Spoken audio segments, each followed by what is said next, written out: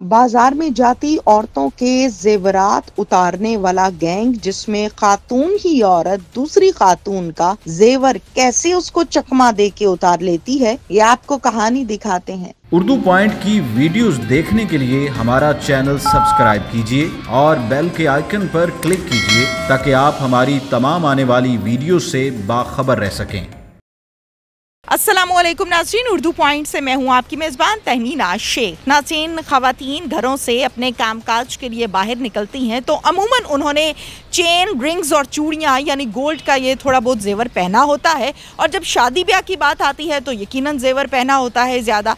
उन ख़वातीन को सड़क पर पाकर एक गैंग है जिसमें खातून भी शामिल है और 3 मर्द शामिल हैं, उनको रास्ता पूछने के बहाने, रास्ता बताने के बहाने अपनी गाड़ी में बिठा लेते हैं और गाड़ी में बिठाते ही उनके सारा जेवर उतार लेते हैं। उस गैंग से आपकी मुलाकात करवाते हैं। कौसर बीबी। कौसर बीबी, क्या करती हो? चोरियां करती हो? कैसे? गड्डी च बह के कोई स्टाफ ते बुढ़ी लभ जाए, उन्होंने फिर अपने नाल गड्डी च बा के ते ओहदे कोल जिहड़ा समान होए, पैसे पूसे होन, लैके फिर उन्होंने अगले स्टाफ ते ला दीदा। शादीशुदा हो? हाँ जी। बच्चे भी हैं? जी। घर वालों को पता है? नहीं, कोई एडा खास नहीं। इस गैंग के साथ कितने अरसे से काम कर रहे हो? 4.5 साल तो। एक काशिफ भी यही काम करता सी, मैं भी, ते फिर रल के गैंग बना लिया, बाकी भी नाल रल गए। नहीं, पहले ये मोहल्लेदार है, कैसे दोस्ती हुई, कैसे बातचीत हुई? दूर दूर दी जान पहचाने की काशिफ नाल। 2 गाड़ियां आप लोगों से बरामद हुई हैं, एक वैगनार है और दूसरी होंडा सिटी है। वो गाड़ियां इसी काम से बनाई हैं? नहीं, अब तो बैंक तो लेती लीज पे। अच्छा, मुझे ये बताओ कि जब तुम लोग वारदात के लिए जाते थे तो गाड़ी में तुम कहाँ बैठती थी? फ्रंट थे। और ये तीनों? एक ड्राइवर ते 2 पिछे बंदे। तरीका वारदात क्या होता था कौसर आप लोगों का? गड्डी च बह के जाईदा सी स्टाफ ते या किसी बैंक दे बाहर, जिथे कोई बुढ़ी नज़र आई कल्ली, ਉਹਦੇ ਕੋ ਫਿਰ ਮੈਂ ਉਤਰ ਕੇ ਪੁੱਛਦੀ ਸੀ ਕਿ ਤੁਸੀਂ ਕਿੱਥੇ ਜਾਣਾ ਹੈ, ਤੇ ਉਹਨੂੰ ਕਹਿੰਦੀ ਸੀ ਮੈਂ ਵੀ ਉੱਥੇ ਚੱਲੀ ਆ, ਤੇ ਮੇਰੇ ਨਾ ਰਿਸ਼ਤੇਦਾਰਾਂ ਦੀ ਗੱਡੀ ਆਂਦੀ ਪਈ, ਤੇ ਆਜੋ ਬੈਗ ਜੇ ਇਕੱਠੇ ਚਲੇ ਜਾਂਦੇ ਆ, ਤੇ ਜਿਹੜਾ ਬਹਿ ਜਾਂਦਾ ਸੀ ਠੀਕ ਹੈ, ਜੇ ਨਹੀਂ ਬਹਿੰਦਾ ਸੀ ਤੇ ਫਿਰ ਉਹਨੂੰ ਛੱਡ ਦਈਦਾ ਸੀ। आपने दौरान तफ्तीश इकबाल जुर्म किया है कि जो नहीं बैठते थे आप लोग उनको जबरदस्ती बिठाते थे? कभी एक अद्धे केस च। बस मान गई ना? क्या, कैसे जबरदस्ती बिठाया उनको? कोई पिस्तौल वगैरह होती थी? कैसे डराती थी उनको? नहीं, फिर सारे आ जाते सन, ते फिर रल के नहीं, ये आके फिर क्या कहते थे उनको? उन्होंने कहते थे बह बुढ़ी। अच्छा। तो वो कहती थी मैंने नहीं बैठना, फिर बांह तो खिंच के बालीदा सी। फिर कितना आगे जाके उसका जेवर शेवर कैसे लेते थे? जिथे कोई ना होए, सुनसान जी जगह होए, उत्थे फिर उहदा जेवर लैके ओनू ला दीदा सी। क्या कहते थे जेवर के लिए उसको? हर दफा कोई ना कोई नवी कहानी। क्या कोई एक आध कहानी बताओ, क्या कहते थे? कदी ड्राइवर कहता सी कि मेरी चीज़ गुआच गई है, तलाशी दो सारे, उस तरह लवा ली दी सी, ते कदी उस तरह ही जबरदस्ती। मारपीट भी की है इस दौरान लोगों के साथ? नहीं, मैं तो नहीं की। गाड़ी में? नहीं। फिर उस जेवर को हिस्से करते थे आपस में? हाँ जी, जेरा खर्चा सारे दिन का हुंदा सी वो कढ़ के ते फिर आपस च चारी कर लईदे सी। कितना जेवर इकट्ठा किया 4 साल में? जिन्ना भी कीता सारा वरत्या गया। नहीं, कितना था अंदाजन, कितना था? किसी को एक अंगूठी लग गई, किसी को कोई चेन लाकर लग गया। शादी हॉलों के बाहर भी ये काम करते थे? नहीं। किसी दुल्हन का भी जेवर उतारा? नहीं नहीं। क्या नाम है तुम्हारा? काशिफ। काशिफ, क्या करते हो? मैं जी ड्राइवर हूँ। उसी गाड़ी के ड्राइवर हो? कितने सालों से ये काम कर रहे हो? तकरीबन 3-4 साल से। 3-4 साल से कर रहे हो? तुम शादीशुदा? जी। क्यों करते हो ये काम?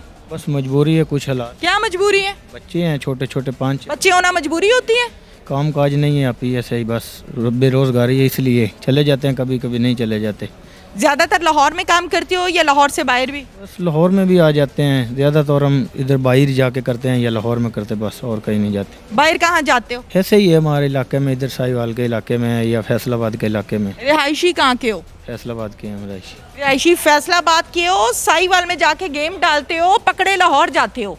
कैसा नेटवर्क है तुम्हारा? बस अभी क्या करें, फिर मजबूरी जिस तरफ किस्मत ले जाए। तुम्हारा ये कहने का मतलब है कि मेरे 5-6 बच्चे हैं, महंगाई है, इसलिए मैंने चोरियां करनी शुरू कर दी, मेरी कोई गलती नहीं है, हालात की गलती है, ये कहना चाहते हो? हाँ, ये हालात ही हैं, ये हालात ठीक हुए तो हम मेहनत करके अपनी खाते ना। तुम करते क्या थे जब ये सारी तरीका वारदात जो इसने खातून ने बताया? तुम्हारा क्या किरदार था? हमारा कोई किरदार नहीं था, बस मैं ड्राइवर भी हूँ, मुझे मिली है ये खतून, इनसे बातचीत हुई मेरी।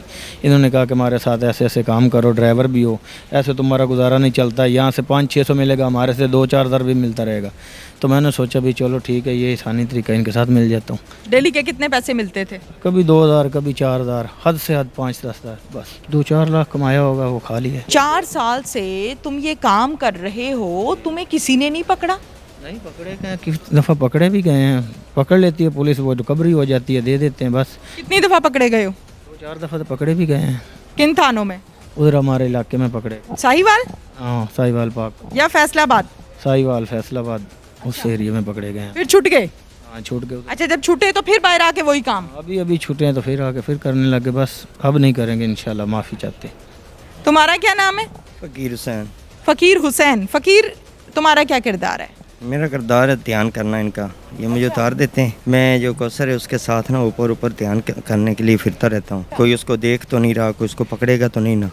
ध्यान करते हुए ये औरत को बगला के ले आती गाड़ी में, तो उसके बाद मैं भी बैठ जाता हूँ साथ ही। जब ये बात होती है कि हमारी चीज़ गुम होगी, लॉकर वगैरह गुम हो गया, उस चीज़ की हमें कसम दो, हमने कसम लेनी है आपसे, आप लोगों ने उठा लिया है, ठीक है। कौसर भी उस टाइम अपने जो नकली पहना होता है वो भी उतार देती है, और जो औरत साथ बैठी होती है वो भी उतार देती है।